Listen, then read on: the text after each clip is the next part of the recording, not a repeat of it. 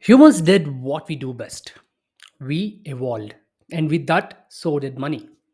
There's a big learning at the end of this part, so concentrate now and make notes. Okay. First system was a barter system, and this was very early in the very early civilization times. Here, people exchange goods and services directly. Like one person has tomatoes and other person had eggs. They exchanged. That was barter system in simple words. The problem here was there was no standard value. It was difficult to trade and there was a lot of storage issues. Imagine trying to store 50 fishes for a future trade. By the time you need to exchange them, they were rotten, right? Clearly, this system wasn't sustainable. So, we moved to something better. Next came the commodity money, and this was during ancient civilization times. Instead of trading goods directly, people started using valuable commodities like gold, silver, salt, cattle, etc. Why?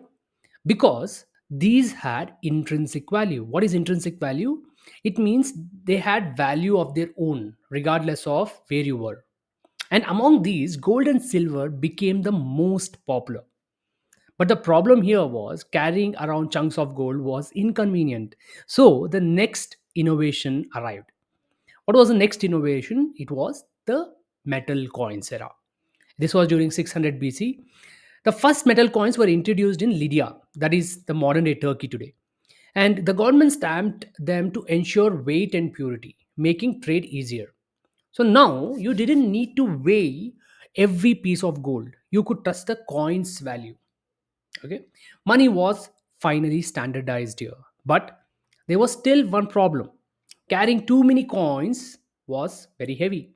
And that led to the next evolution. And that was paper money. And this was during 7th century and it started in China. The Tang dynasty in China introduced the first paper money. Later, in I think in Europe, banks started issuing promissory notes backed by gold. Instead of carrying heavy gold, people carried this light weighted paper that represented gold.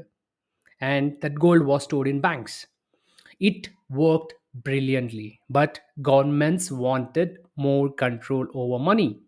And that is where the gold standard started. It was during 19th or mid 20th century times, and governments decided to link their currency to gold. For example, the one US dollar is equal to one US dollar bill is equal to one fixed amount of gold. This system ensured stability and prevented excessive money printing. But again, there was a problem. Gold supply was limited, gold supply was finite. If the economy needed to grow, governments couldn't print more money unless they had gold reserves.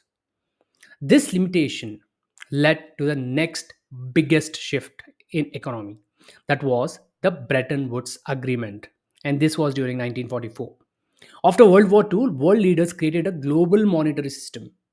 The US dollar became the world's reserve currency and it was pegged to gold at I think $35 per ounce. Other currencies were pegged to US dollar. That's why we trade in US dollars now.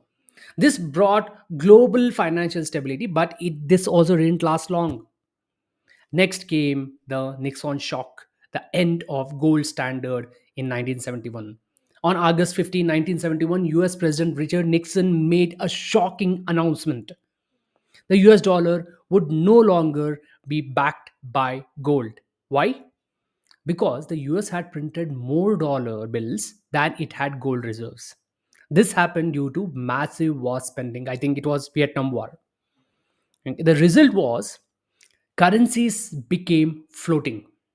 Money's value depended on supply and demand and trust and not gold. And that led to fiat money era. The fiat money was all off after 1971. Today, money is no longer backed by physical assets. It is based on trust. That's why it is called fiat money or simple words, faith money. Its value comes from government regulation and public trust. The cause of fiat money, this is very important. There are risk of inflation and hyperinflation like what we see in countries like Zimbabwe and Venezuela. There is no intrinsic value. This is just a paper and just paper backed by trust. So if you open up any currency note, Okay, and you read it, there is a statement called, I promise to give a bearer of dash rupees.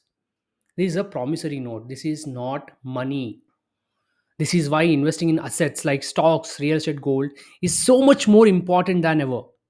And now we are witnessing another major shift in economy, and that is the digital money.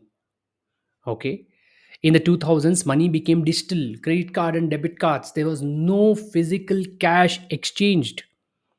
Now it's still more easier, upi and online banking, instant money transfers, tip of a button.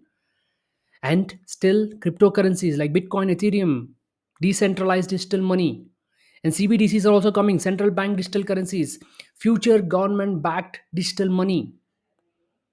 So what's the future of money now? We are moving further away from physical assets into and more into a trust based system. Okay, the biggest lesson from the evolution of money is becoming more and more fiat based, meaning it is not backed by anything real. Governments can print as much money as they want, which leads to inflation. They have some regulations, yes, but they can change anytime, like what happened during covid times. The only way to protect yourself is back your money with real assets. This is why investing is no longer optional, it is necessary. The best way to secure your wealth is to start investing in assets that grow over time.